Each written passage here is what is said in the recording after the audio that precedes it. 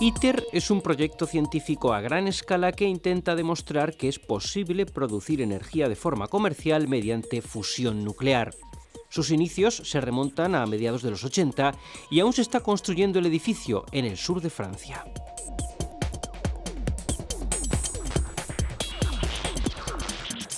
Se trata de un proyecto de dimensiones faraónicas que trasciende generaciones. Sirva como dato que la vasija de vacío contendrá 3 veces más acero que la Torre Eiffel y que se están teniendo que acondicionar algunas carreteras en Francia para poder transportar sus componentes. En ITER participa un consorcio de países. España lo hace a través de la Unión Europea.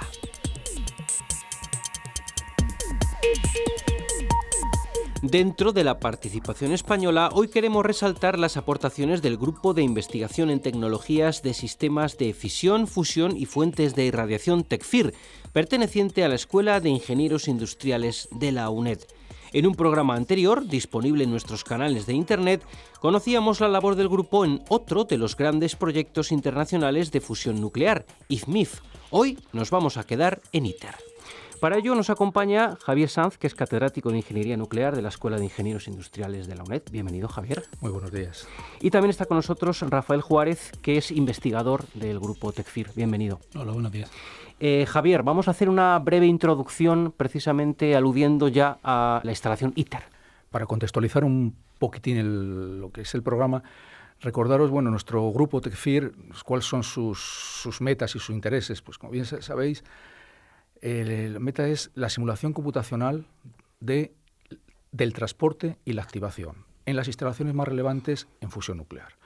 El objetivo, ¿cuál es de esta simulación computacional? Pues ser capaces de obtener los campos de radiación existentes, tanto en funcionamiento como operación, en estas instalaciones, con el objetivo de dar un soporte al diseño y análisis nuclear de los sistemas y de la instalación en general, de cara a la radioprotección, de cara a la seguridad, de cara a optimizar pues el daño que podrían recibir tanto las personas como los componentes electrónicos de la instalación.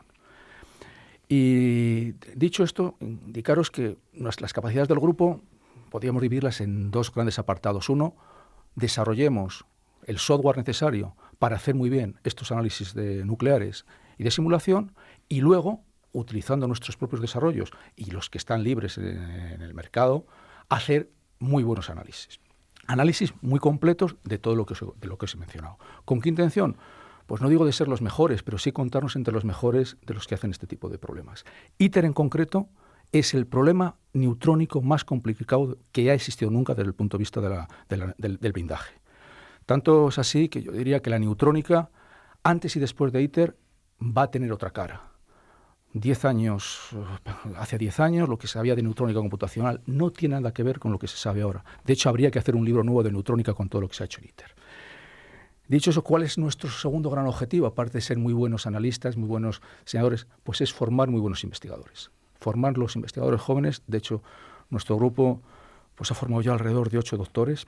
Y ya entrando en esto, pues sí que os quiero decir que uno de los doctores de los que yo personalmente más orgulloso me siento es la persona que tenemos hoy aquí, Rafael Juárez, que a día de hoy, lidera toda nuestra participación en neutrónica, que es enormemente importante. Yo diría que de las más importantes a nivel mundial. Entonces, ¿quién mejor para deciros qué estamos haciendo en ITER a nivel de neutrónica que Rafael? Entonces, voy a dar la palabra ya a Rafa para que os cuente lo que estamos haciendo, tanto a nivel técnico como también a nivel de cómo integramos a nuestra nueva gente, nuestros nuevos estudiantes en ITER, para que lleguen, ojalá, que a lo que él ha llegado. Bien, pues Rafael, yo creo que podríamos comenzar por preguntarte por algunas cifras relativas a ITER. Pues mire, por ejemplo, el proyecto comenzó en torno a 1985 y yo no había nacido aún, y todavía se está construyendo el edificio, que medirá unos 100 metros por 100 metros, lo cual es una dimensión bastante grande.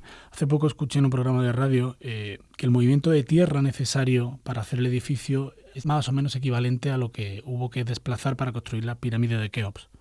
Y esto es solamente la carcasa. El contenido El reactor en sí mismo todavía se está diseñando, aunque ya hay partes del reactor que están en construcción. El ensamblado de la máquina, que se efectuará cuando todos los componentes estén fabricados in situ, llevará unos 7 años, solamente ensamblarla. Estamos hablando de 7 años soldando y atornillando, para tener una idea del tamaño de lo que estamos hablando. La primera operación está prevista para el año 2027, de modo que de principio a fin pues, se trata sin lugar a dudas de un proyecto faraónico, equivalente a lo que durante siglos pues, pudieron representar, por ejemplo, las catedrales, que son proyectos que trascienden generaciones. Y eso también está siendo un reto, porque la transmisión de conocimiento de una generación a la siguiente pues no es sencilla, y va a haber varios relevos generacionales a lo largo del diseño, la construcción y la operación de ITER. También tenemos otro ejemplo muy significativo, y es que la vasija de vacío del reactor contendrá 3 veces más acero que la Torre Eiffel, lo cual es un número bastante importante. Y el transporte de los distintos componentes hasta que llegan a la planta en sí misma, a la construcción de ITER, está requiriendo que Francia acondicione carreteras que permitan transportar los componentes en camiones de unas dimensiones poco comunes.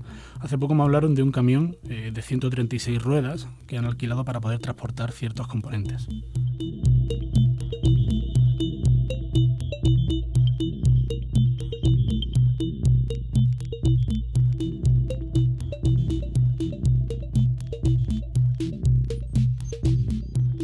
¿Y en qué consiste la actividad investigadora de Tecfir relacionada con ITER? Como bien ha dicho el catedrático Javier Sanz, Tecfir se dedica, por un lado, al desarrollo de herramientas computacionales que nos permitan abordar análisis de sistemas de una manera muy novedosa que ITER está necesitando para el diseño y la construcción del proyecto. Y una vez tenemos estos desarrollos computacionales, pues hay que aplicarlos para abordar distintos aspectos del diseño de la instalación, que aunque hay partes en construcción, hay partes que todavía están en diseño. Entonces, pues a lo largo de los últimos, podríamos decir, 2 años, podemos dar 3 ejemplos muy relevantes de aspectos del diseño en los que hemos estado participando, que podrían ser, pues por este orden, la determinación de dosis residuales para el mantenimiento en los puertos de la máquina, el calentamiento de las bobinas superconductoras y su mitigación, o la determinación de los mapas de radiación en todo el complejo para determinar la compatibilidad de la electrónica con los niveles de radiación. Entonces, si vamos un poquito más en profundidad a cada uno, podemos comenzar analizando el problema de las dosis residuales. Cuando la máquina esté en operación, el plasma, produciendo potencia, acarreará también la presencia de un campo de radiación neutrónica bastante intenso y con la particularidad de una energía de 14 MeV, que no es común a día de hoy. Entonces, representará la fuente de neutrones más intensa en la Tierra, de manera controlada, de una energía de 14 MeV. Estos neutrones se van a expandir por todo el edificio, que como he dicho antes es excepcionalmente grande, y una de las consecuencias de la presencia de un campo de neutrones es que el material que queda en contacto con los neutrones se puede convertir en radioactivo, aunque no lo fuera en su origen. Esta radiación, que llamamos radiación residual, pues va a aflorar una vez la máquina pare su operación, por ejemplo, para llevar a cabo tareas de mantenimiento, como puede ser reemplazar una lente o alinear un sistema o reparar una antena. Todo este tipo de maniobras son demasiado complejas como para prever un mantenimiento que se lleve a cabo exclusivamente con máquinas o con robots, de modo que tiene que entrar un trabajador. Pero la presencia de un trabajador donde puede haber un campo de radiación residual pues puede ser peligrosa y debe de hacerse conforme a unos estrictos criterios de seguridad nuclear que establece el Consejo Regulador Nuclear francés. De modo que la presencia de un campo de neutrones implica la presencia de un campo de radiación residual que va a ser dominante durante los periodos de mantenimiento, y la máquina se debe diseñar de una forma que permita que los trabajadores puedan realizar mantenimiento en condiciones seguras en los periodos entre operación. Pero también tenemos otro problema, como he mencionado antes, problema o reto podríamos llamar, que es el calentamiento de las bobinas superconductoras. Estamos hablando de que el campo magnético que ITER va a utilizar para confinar el plasma es un campo de una intensidad excepcional en la Tierra, y esto se va a ejecutar utilizando pues unas bobinas de un tamaño muy grande, unas bobinas que podríamos decir que son anillos, que pueden medir 16 metros de alto y unos 6 o 7 metros de ancho. Y hay que utilizar muchas de estas bobinas, más de 20. Estas bobinas van a transportar un campo eléctrico en su interior muy intenso, una corriente que va a generar el campo magnético, que necesita ITER, para que esa corriente no disipe más calor de la cuenta y se pueda llegar a un campo magnético de la intensidad requerida, estas bobinas deben ser superconductoras, y eso es una tecnología muy avanzada que implica, entre otras cosas, una refrigeración activa con helio líquido. El helio líquido se encuentra a 4 grados Kelvin, que es una temperatura pues, solamente 4 grados por encima del cero absoluto del universo. Y entonces, en estas condiciones de temperaturas tan bajas, que reciben el nombre de criogenia, pequeñas variaciones térmicas por el impacto de la radiación que lleva asociado un calor, podrían sacar la bobina del estado superconductor y hacer que colapsara por una disipación instantánea, masiva, de muchísimo calor. De modo que la radiación, que normalmente no tiene efectos muy significativos en el calentamiento de los materiales, cuando se está hablando de temperaturas de criogenia, ese calor sí puede ser relevante, de manera que las bobinas de ITER primero deben de estar diseñadas de manera que cuando se bañen en el campo de radiación donde van a estar durante su operación, sean capaces de soportar ese impacto térmico, y si fuera el caso de que por algún motivo la radiación que incide sobre las bobinas diera lugar a demasiado calor, pues es necesario diseñar blindajes para protegerlas. Y luego el último punto que he mencionado, que también es bastante relevante de lo que hemos estado haciendo en TECFIR en los últimos dos años, es la determinación de los mapas de radiación en todo el complejo de ITER, que como he dicho es un edificio muy grande. La presencia de radiación durante la operación de la máquina tiene impacto sobre, podríamos decir que prácticamente todo, o es un aspecto muy importante que hay que controlar en el diseño. Y últimamente se le está prestando mucha atención al hecho de que la radiación interactúa con la electrónica de una manera en la que puede dar lugar a señales falsas y originar un ruido que podría hacer que, por ejemplo, la electrónica relacionada con la seguridad de la planta pues no tuviera un funcionamiento satisfactorio. De modo que a lo largo del último año pues se ha llevado a cabo una evaluación muy exhaustiva y muy profunda de cuál va a ser el campo de radiación en todas y cada una de las habitaciones del complejo completo durante la operación de la máquina, para comparar esos niveles de radiación contra los límites de diseño que tenemos que imponer a la presencia de electrónica de seguridad, pero también a la electrónica de no seguridad, que tiene un límite más alto de tolerancia a la radiación, y también a la categorización de zonas para saber dónde puede haber presencia de trabajadores durante la operación de la máquina y dónde no. La determinación de estos mapas de radiación que llevamos a cabo en TECFIR desde aproximadamente abril del año 2016, pues se ha comentado dentro del proyecto que probablemente represente el problema computacional de neutrónica más complejo nunca realizado en la Tierra. De modo que podremos decir que TECFIR probablemente forma parte actualmente de la vanguardia mundial de la neutrónica computacional.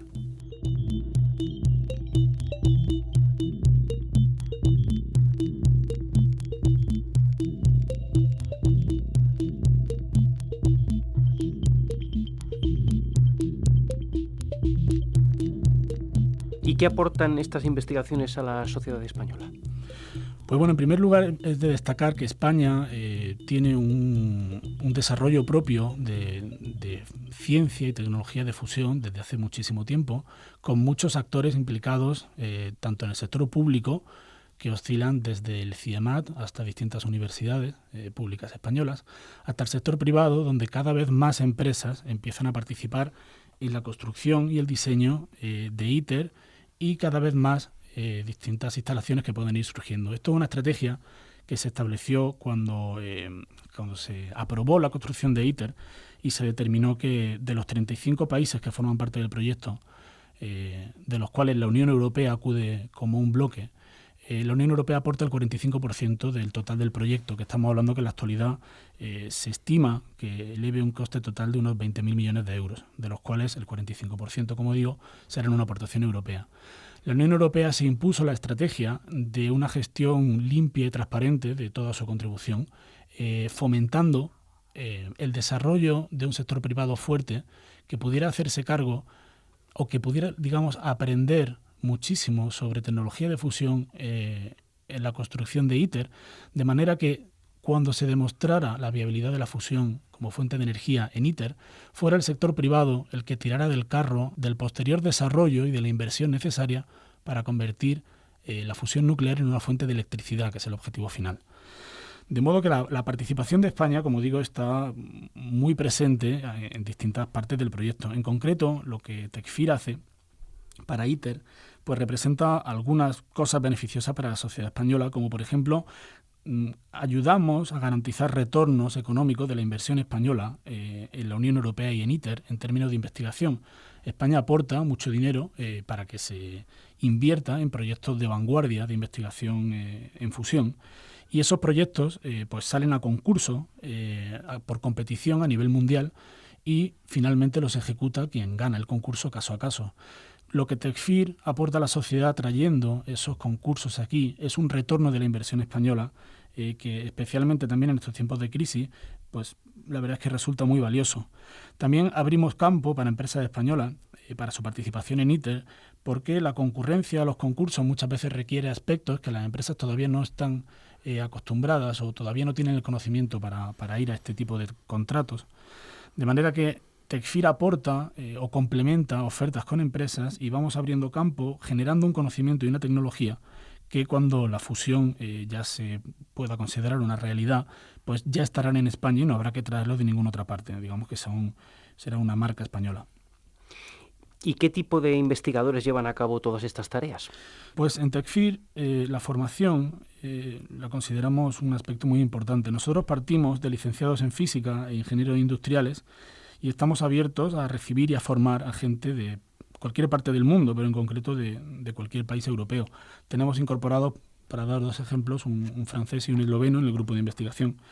Y el idioma diario de trabajo es el inglés, de modo que recibimos gente de cualquier parte, ya le digo, con este perfil de licenciado en física o en ingenieros industriales o en carreras afines, pero que requieren una formación muy específica para poder hacer lo que el grupo Tecfir hace, de modo que una vez llega aquí una persona, hay que formarla como investigador y esto requiere una inversión grande de dinero y de tiempo.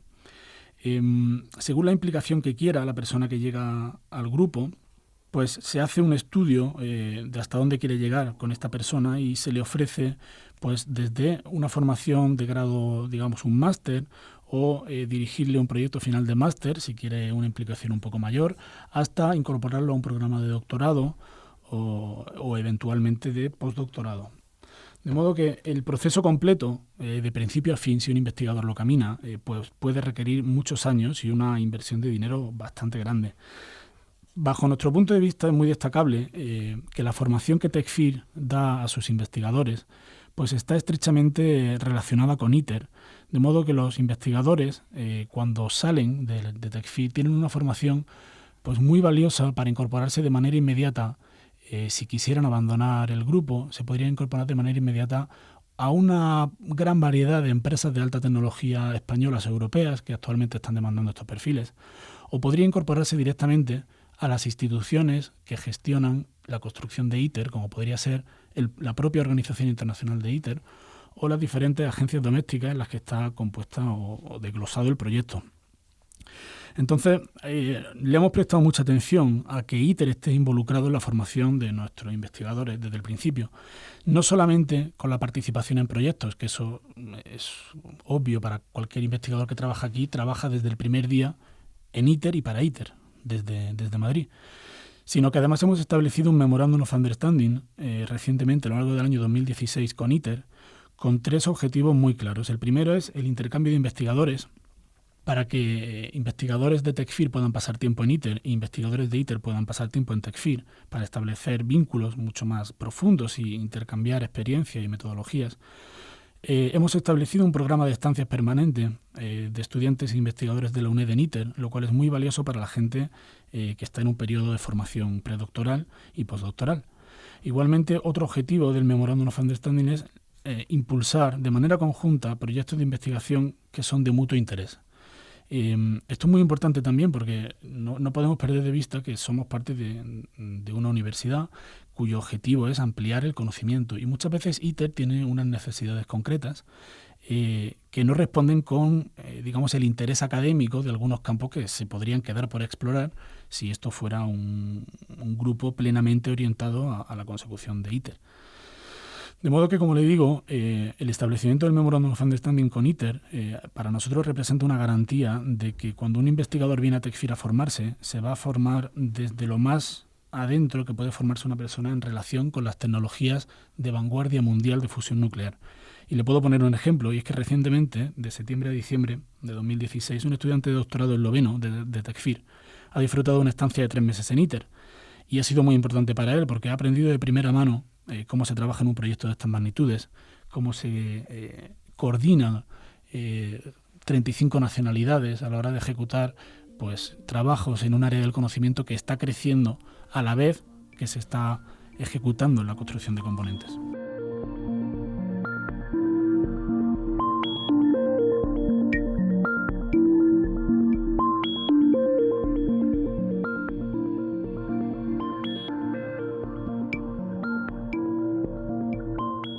Una cuestión importante es saber cómo incorpora TechFir a sus investigadores.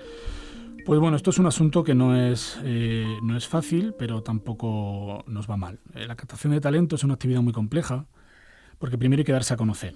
Y fuera de España tenemos un nombre significativo por los años de actividad internacional que llevamos, pero no podemos descuidar que a nivel nacional pues vamos haciendo cada vez una mayor labor de captación de talento, dedicando cada vez más tiempo a, por ejemplo, hacer un programa de radio, o tenemos en marcha el proyecto de una página web, o estamos estableciendo un pequeño programa de becas, posiblemente para incorporar estudiantes para proyectos final de máster, por ejemplo, para que cada vez haya una población mayor de estudiantes que, por lo menos, podríamos decir, están al menos de paso por TechFir, por si les interesara lo que se hace en nuestro campo de trabajo y por si quisieran aprender con nosotros.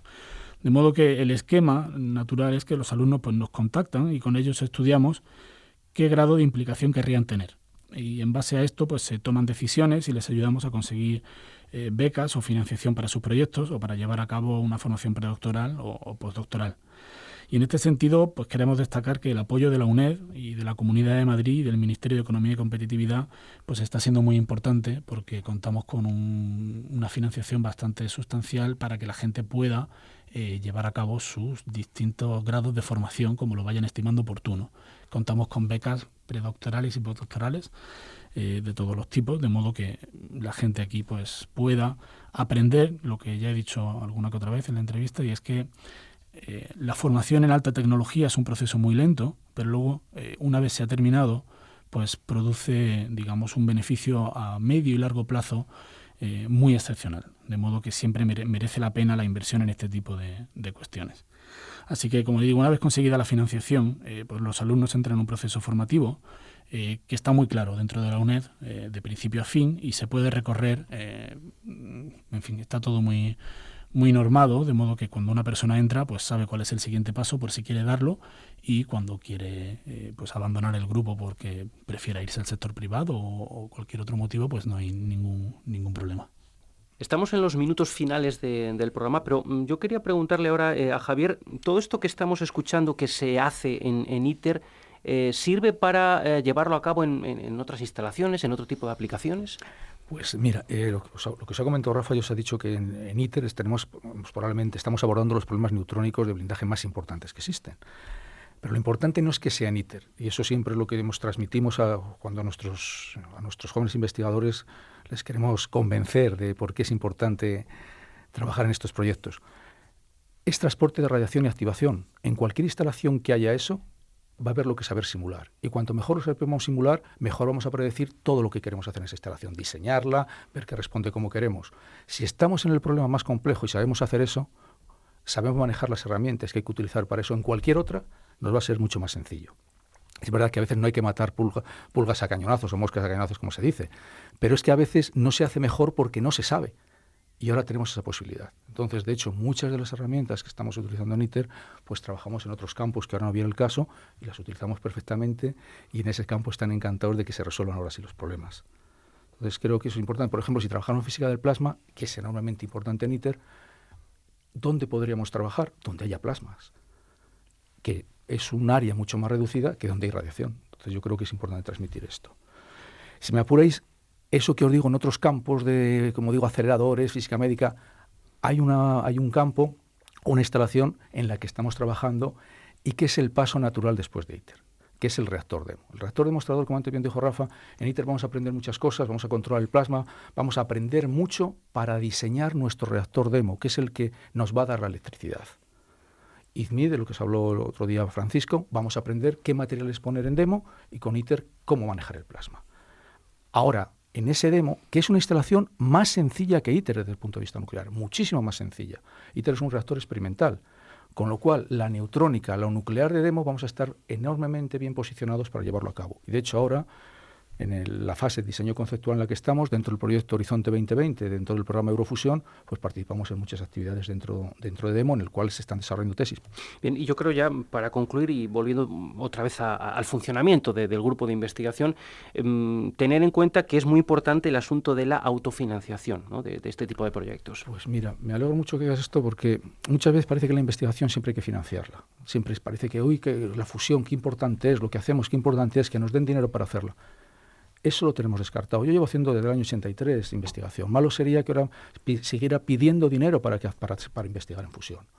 Nuestro grupo, y cuando entra la gente, nosotros tenemos que ser capaces de autofinanciarnos. Si hacemos investigación buena, será porque nos la pagan, si no, no será tan buena. Eso es desde el primer día. Para eso hay que planificar muy bien, fijar muy bien los productos. A veces saldrán, a veces no, pero creo que es clave para la formación del investigador tener esto en clave. Luego, aparte, nos vendrán con becas postdoctorales, becas... Bienvenidas sean, y nunca vamos a renunciar a ellas, lógicamente, aunque aún así siempre decimos, ojalá que sean cofinanciadas, de hecho no las queremos ni enteras, queremos que en los programas donde se dan becas, y dentro de la universidad, lo he dicho muchas veces, prefiero que sean cofinanciadas, que no salga nada entero. Creo que los grupos es una forma de involucrarse mucho más y de realmente de valorarse a sí mismos y lo que están haciendo. Muy bien, pues tenemos que concluir ya. Muchas gracias, Javier Sanz, por acompañarnos en este programa, en este segundo programa que hemos dedicado al Grupo TECFIR. Gracias. Muchísimas gracias a vosotros, de verdad, por vuestro trabajo. Y Rafael Juárez, muchas gracias también. Muchas gracias. Gracias.